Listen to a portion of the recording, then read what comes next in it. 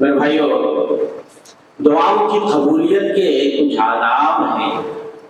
آپ اپنی دعاؤں پہ نظر ثانی کیجیے، اپنے طریقہ دعا پہ غور کیجیے کہ آپ اللہ کے سامنے کس ڈھنگ سے دعا کرتے ہو، آپ کے مانگنے کا سلیقہ کیا ہے، آپ کے مانگنے کا انداز کیا ہے.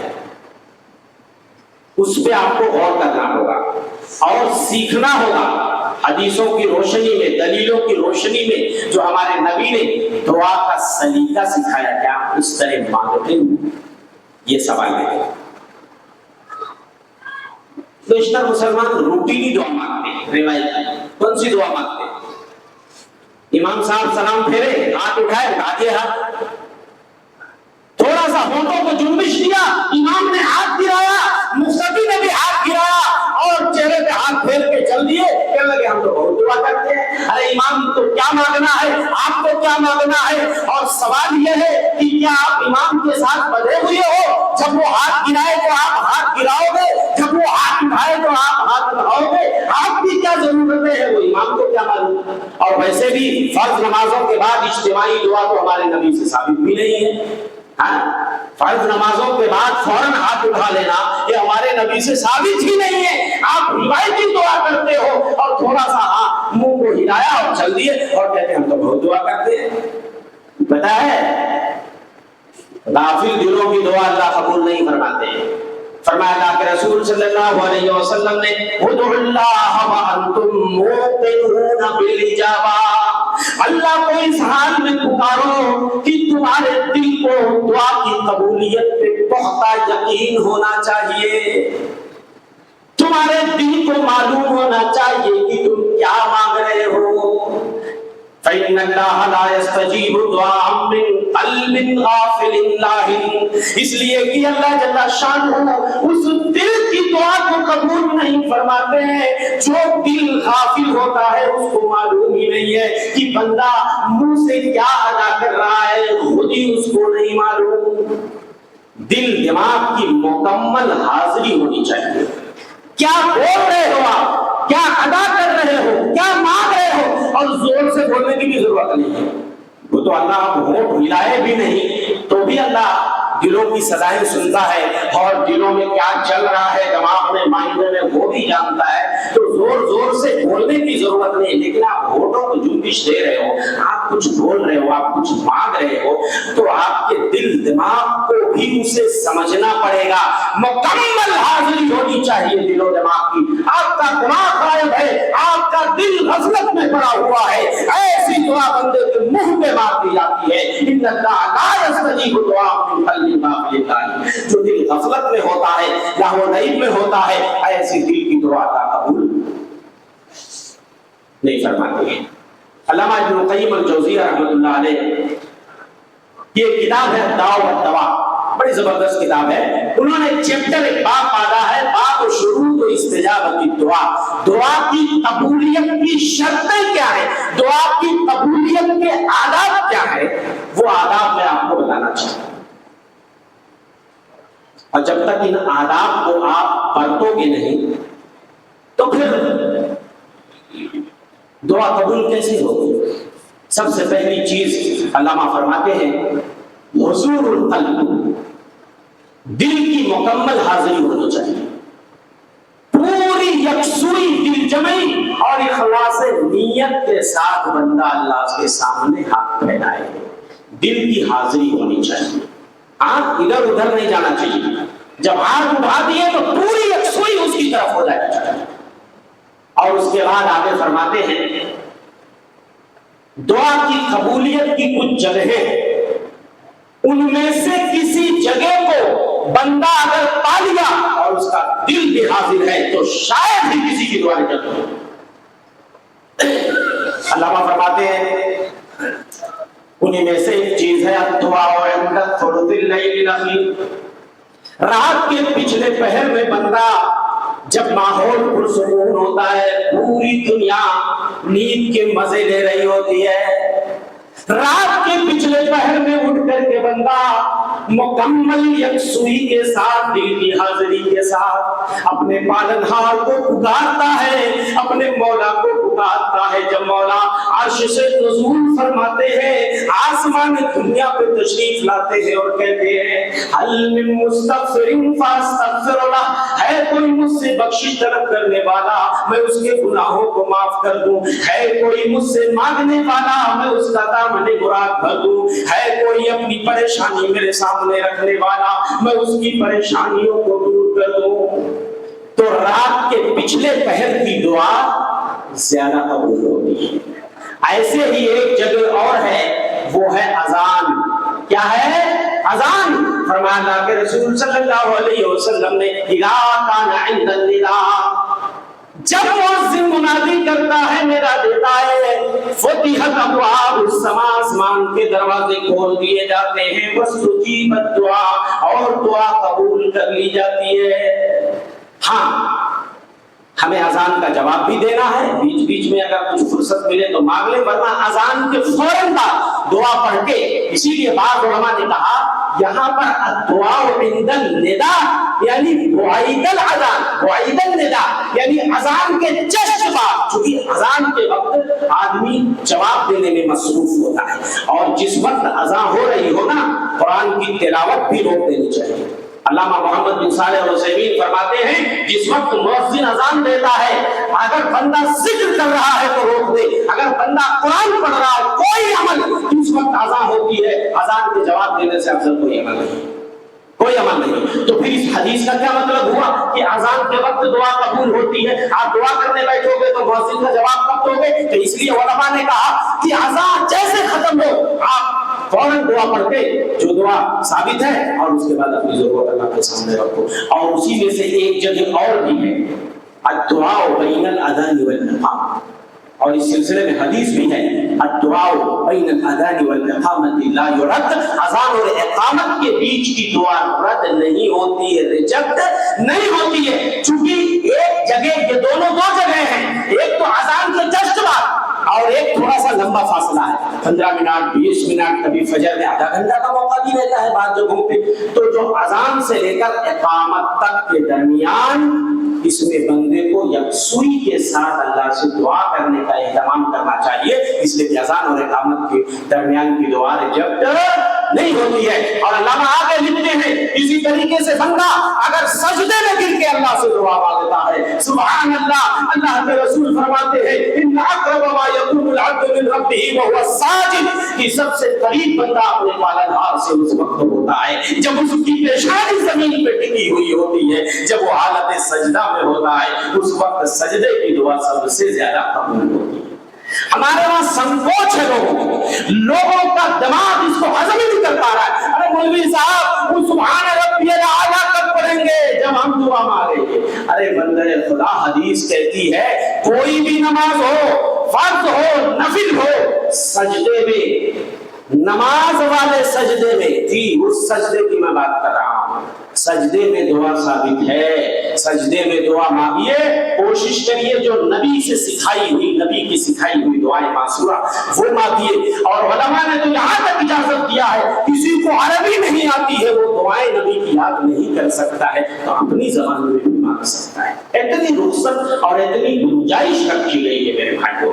اور ایسے ہی علامہ فرماتے ہیں ایک جگہ اور ہے، اس جگہ دعا ریجیکٹ جلدی نہیں ہوتی ہے، بہت کم لوگ اسے جانتے ہیں۔ جس وقت امام جمعہ کے دن خطبے کے لیے منبر کی سیڑھی پہ قدم رکھتا ہے، سینے پہ قدم رکھتا ہے، وہیں سے کیلکولیٹر چالو ہو جاتا ہے۔ تب تک یہ گھڑی رہتی ہے جب تک کہ نماز نہ ختم ہو جائے، جب تک کہ نماز نہ ختم ہو جائے، منبر پہ قدم رکھنے سے لے کر نماز ختم ہونے کا اس درمیان کی دعا ریجیکٹ نہیں ہوتی ہے۔ کتنے مسلمانوں کو یہ بات معلوم بتائی مجھے؟ ہاں کتنے لوگ سوتے رہتے ہیں، ٹیک لگا لیا ماشاءاللہ سو گئے، بیچ میں امام بیٹھتا بھی ہے تھوڑی دیر کے لیے، اس میں آپ ایک دو دعا تو پڑھ ہی سکتے ہیں، ربنا آتنا فی الدنیا حسنہ وفی الآخرۃ حسنہ وقنا عذاب النار۔ ایک ایک لمحہ میرے بھائی جس وقت امام منبر پہ چڑھتا ہے اس وقت سے لے کر جب تک کہ نماز ختم نہیں ہو جاتی ہے، آپ کی زبان سے کوئی بھی دعا اگر نکل جائے وہ اللہ کی بارگاہ میں قبول ہوتی ہے۔ اور کسی بھی امام کو, خطیب کو, مقرر کو آپ دیکھو گے جب وہ اپنا خطبہ ختم کرنے لگتا ہے کچھ نہ کچھ دعا بھی ضرور کرتا ہے. مگر کتنے مصلی ایسے ہیں, کتنے بدنصیب ایسے ہیں جنہیں امام کی دعا پہ, خطیب کی دعا پہ آمین کی بھی توفیق نہیں ہوتی. میرے بھائیوں, یہ قبولیت کی گھڑی ہوتی ہے جس وقت امام دعا کرتا ہے, اور امام صرف اپنے لیے نہیں کرتا ہے, امام تو دنیا کے سارے مسلمانوں کے لیے کرتا ہے. ہاں, کتنے لوگ تو اگر میں پوچھوں تب بھی دوسروں کے لیے بھی دعا مانگے ہو. ہاں, کتنے لوگ مانگتے نا صرف اپنے لیے مانگتے ہیں. اتنا کہاں فرصت ہے کہ ہم چلے پوری دنیا بھر کے لیے مانگیں. ہاں, امام بیچارہ اسی کی ڈیوٹی ہے, اے اللہ سارے بھائیوں میں جتنے مریض اللہ سب کو شفا دے دے. اللہ کہ جو ہمارے آبا اجداد چلے گئے دنیا سے, اے اللہ ان کی قبروں کو نور سے بھر دے. سارا ٹھیکہ امام صاحب نے لے رکھا ہے. ٹھیک ہے, ٹھیکہ لے رکھا, امام صاحب بیوقوف نہیں ہے, امام صاحب کا کوئی گھاٹا نہیں ہے, مقرر کا گھاٹا نہیں ہے. میرے بھائیوں سنو, جو اپنے بھائی کے لیے ازراہ خیر دعا کرتا ہے پیٹھ پیچھے, سامنے تو دعا دینے والے بہت ہیں, کبھی پیٹھ پیچھے بھی اپنے بھائیوں, اپنے دوستوں, اپنے رشتہ داروں, اپنے پڑوسیوں اور عام مسلمانوں کے لیے آپ نے دعا مانگی ہے. جب کوئی مسلمان اللہ کے رسول فرماتے ہیں اپنے بھائی کے لیے پیٹھ پیچھے دعا کرتا ہے, فرشتہ کہتا ہے آسمان پہ وَلَكَ بِمِثْلِ, جو تم نے اپنے بھائی کے لیے مانگا ہے اللہ تجھے پہلے عطا کرے. ہم بیوقوف نہیں ہیں ہم لوگ جو ساری دنیا کے مسلمانوں کے, اتنی دنیا کے مسلمانوں کے لیے ہم لوگ دعا مانگتے ہیں, تو ہمارے لیے فرشتہ آسمان پہ اللہ سے کہتا ہے اللہ یہ بندہ تیرے بندوں کے لیے دعائیں مانگ رہا ہے, اللہ تو اس کو پہلے عطا کرے. گھاٹا نہیں ہے. اس لیے میرے بھائیوں اپنے بھائیوں کو بھی اپنی دعاؤں میں شامل کرو, اپنے محسنوں کو اپنی دعاؤں میں, اپنے بزرگوں کو اپنی دعاؤں میں, اور عام مسلمانوں کو اپنی دعاؤں میں شامل کرو. تو علامہ نے یہ چند جگہیں بتائیں, اور اس کے بعد ایک جگہ اور بھی ہے. جمعہ کے دن سورج غروب ہونے سے تھوڑا پہلے, سورج غروب ہونے سے تھوڑا پہلے ایک گھڑی ہوتی ہے جس کی دعا ریجیکٹ نہیں ہوتی. کوئی حاجت ہے, کوئی ضرورت ہے, کوئی پریشانی ہے, آپ جمعہ کے دن, بعض سلف صالحین کے بارے میں آتا ہے اثر پڑھتے گھر نہیں جاتے تھے, جمعہ کے دن بیٹھے رہتے, جب تک مغرب نہیں پڑھ لیتے تھے تب تک نہیں جاتے, دعا کرتے رہتے تھے. پتا نہیں وہ گھڑی مل جائے, جو گھڑی ہمارے نبی نے بتائی ہے. تو میرے بھائیوں یہ اس کے علاوہ بھی اور جگہیں ہیں, لیکن یہ کچھ جگہیں. تو علامہ فرماتے ہیں اگر دل کی مکمل حاضری ہے, دل دماغ آپ کا حاضر ہے, اور یہ کچھ جگہیں جو بتائی گئی ہیں, ان جگہوں میں سے کوئی جگہ آپ پانے میں کامیاب ہو گئے, اور کچھ چیزیں اور اس میں ایڈ کر لیجیے. آگے فرماتے ہیں علامہ ابن القیم الجوزیہ رحمۃ اللہ علیہ, اگر بندہ طہارت اور حالت وضو میں اللہ کو پکار رہا ہے مکمل دل کی حاضری کے ساتھ, اور اس کا چہرہ قبلے کی طرف ہے, اس کا ہاتھ اٹھا ہوا ہے. ہاتھ اٹھا ہوا اس لیے کہ نبی فرماتے ہیں اللہ کو شرم آتی ہے, بندہ جب اللہ کے سامنے ہاتھ اٹھاتا ہے تو اللہ کو شرم آتی ہے کہ اپنے بندے کو ہاتھ کو کھائی وہ خاص لوٹا دے. اس کے بعد فرماتے ہیں سب سے پہلے بندہ اپنے رب کی تعریف کرے, ڈائریکٹ نہ مانگے, اور اپنے نبی پر درود بھیجے. جب تک اللہ کی تعریف نہیں کرو گے, نبی پر درود نہیں بھیجو گے, آپ کی دعا آسمان زمین کے بیچ میں لٹکی ہے. کتنے مسلمان ہے اہتمام کرتے ہو کہ پہلے آپ اللہ کی اچھے لفظوں کے ساتھ تعریف کرو اور اپنے نبی پہ درود بھیجو, پھر اپنی ضرورت اس کے سامنے رکھو. میرے بھائیوں آپ کسی سیٹھ کے پاس مولوی صاحب لوگ جاتے ہیں چندہ لینے, کیا کرتے ہیں, پہلے تعریف کے پل باندھتے ہیں. ماشاءاللہ سیٹھ صاحب بڑے فیاض ہیں, سخی ہیں, ماشاءاللہ آپ کے بڑے چرچے سنے ہیں, بڑا خرچ کرتے ہیں آپ ماشاءاللہ. اس کے بعد آدمی رسید نکالتا ہے اور کہتا ہے میں نے بھی کچھ شروع کیا ہے تو تھوڑا میری طرف بھی نظر کرم ہو جائے. بتا رہا ہوں بٹ میں کر نہیں پاتا. اللہ بچائے. تو بہرحال کوئی معیوب نہیں ہے میرے بھائی, معیوب نہیں ہے, دیکھیے مسجد مدرسے انہی چندوں سے چلتے ہیں تو کرنا ہی پڑتا ہے جو لوگ ہیں بیچارے اس فیلڈ میں, لیکن یہ طریقہ اختیار کرنا پڑتا ہے کہ نہیں کرنا پڑتا. تو آپ اللہ کے سامنے جب آتے ہو, آپ اللہ کے سامنے جب آتے ہو, آپ ڈائریکٹ اللہ سے مانگنا شروع کر دیتے ہو. میرے بھائیوں اللہ کے پیارے پیارے ناموں کا آپ سہارا کیوں نہیں لیتے؟ پہلے آپ اللہ اللہ کی تعریف کیوں نہیں کرتے؟ اللہ کے اسم اعظم سے اللہ کو کیوں نہیں پکارتے؟ یا اللہ، یا حی یا قیوم، یا ذا الجلال والاکرام، یا حنان یا منان۔ میرے بھائیو، اس طرح سے جو اللہ کے پیارے پیارے نام ہیں، ان ناموں کا وسیلہ دے کر کے آپ اللہ سے مانگو، بہت کم دعا رجعت ہوگی۔ اللہ کے اسم اعظم سے بندہ اگر مانگے گا تو شاید اس کی دعا کبھی ریجیکٹ ہو۔ پتہ ہے اسم اعظم کیا ہے؟ اللہ کا سب سے بڑا نام۔ کچھ لوگوں نے کہا لفظ اللہ ہی ہے، کچھ لوگوں نے کہا الحی القیوم ہے۔ تو بہرحال پہلے آپ اللہ کی تعریف کرو نبی کے طور پر، اور اس کے بعد کچھ چیزیں ہیں جو دعاؤں کی قبولیت کے راستے میں پہاڑ بن کے کھڑی ہو جاتی ہیں۔ اسی میں سے ایک چیز ہے، اور آج ہم لوگ کہتے ہیں ہماری دعائیں قبول نہیں ہوتی، اسی میں سے ایک چیز ہے کہ بہت سارے لوگ ہڑبڑاہٹ اور جلدی کا شکار ہو جاتے ہیں اور دعاؤں کا سلسلہ منقطع کر دیتے ہیں۔ نہیں کرنا چاہیے ایسا میرے بھائی۔ اب مانگتے رہو، جو دروازہ بار بار کھٹکھٹایا جاتا ہے وہ دروازہ ایک نہ ایک دن کھل کے رہتا ہے۔ فرمایا اللہ کے رسول صلی اللہ علیہ وسلم نے یستجاب لأحدکم ما لم یستعجل، تم میں سے ایک آدمی کی دعا قبول کی جاتی ہے جب تک وہ جلد بازی نہ کرے۔ پوچھا گیا من استعجال یا رسول اللہ، اللہ کے رسول صلی اللہ علیہ وسلم بتائیے استعجال کیا چیز ہے، جلد بازی کیا ہے؟ تو آپ نے فرمایا جیسے بندہ کہے دعوت وقت دعوت، کتنا میں نے پکارا میری دعا قبول نہیں ہوتی، بندہ تھک ہار کے دعا کرنا بند کر دے، یہ استعجال ہے۔ یہ کیا ہے؟ استعجال ہے، جلد بازی نہیں۔ آپ دعاؤں کا سلسلہ منقطع نہ کیجیے، اور ایسے ہی پورے یقین کے ساتھ دعا ہونی چاہیے۔ فرمایا اللہ کے رسول نے اذا دعا احدکم فلیعزم فالمسألہ، جب کوئی بندہ اللہ سے مانگے تو پورے کانفیڈنس، پورے یقین کے ساتھ، پورے عزم اور پورے جذب کے ساتھ مانگے۔ یقین ہونا چاہیے کہ میری دعا ضرور قبول ہوگی۔ اب آدمی یہ نہ کہے پتا نہیں ہوگی کہ نہیں ہوگی، لوگ بولتے ہیں تو لا مانگ لیتا ہوں، لا اٹھا دیتا ہوں ہاتھ، ایسا نہیں ہوتا ہے۔ پورے یقین کے ساتھ اللہ کے رسول فرماتے فلیعزم فی المسألہ، اللہ کو کوئی چیز فإن اللہ لا يعجزہ شیء، اللہ کو کوئی چیز عاجز نہیں کر سکتی، سب کی دعائیں وہ پوری کر دے گا، سب کی جھولیاں بھر دے گا، اس کے خزانے میں کوئی کمی نہیں آ سکتی۔ اللہ کو کون سی چیز عاجز کر سکتی ہے کہ آپ یہ سوچو پتا نہیں میری دعا قبول بھی ہوگی کہ نہیں ہوگی۔ ایسے ہی ایک چیز میرے بھائیوں اور ہے، اور وہ ہے حرام کمائی۔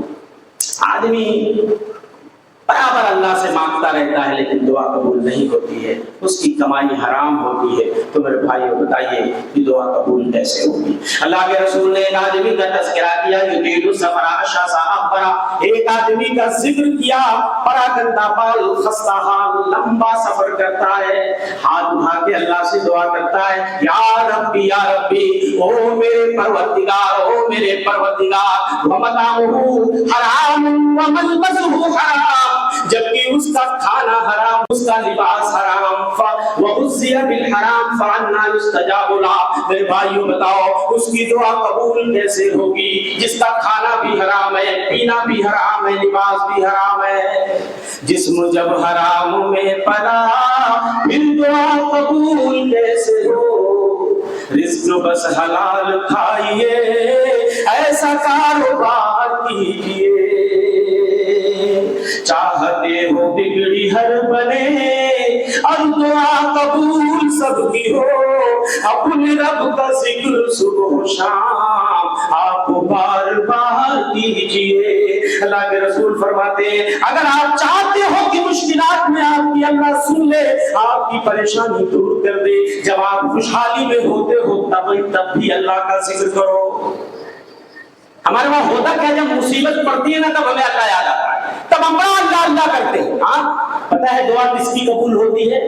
جو لوگ خوشحالی میں جب ہوتے ہیں نا، فارغ البالی میں ہوتے، خوشحالی میں ہوتے، کوئی ٹینشن نہیں، کوئی فکر نہیں، کوئی غم نہیں، اس وقت بھی اپنے اللہ کو بھولتے نہیں ہیں۔ تو جو لوگ خوشحالیوں میں اللہ کو یاد کرتے ہیں، ایسے بندے جب مشکلات میں گرفتار ہو جاتے ہیں اور اللہ کو پکارتے ہیں تو اللہ ان کی پکار کو سنتا ہے۔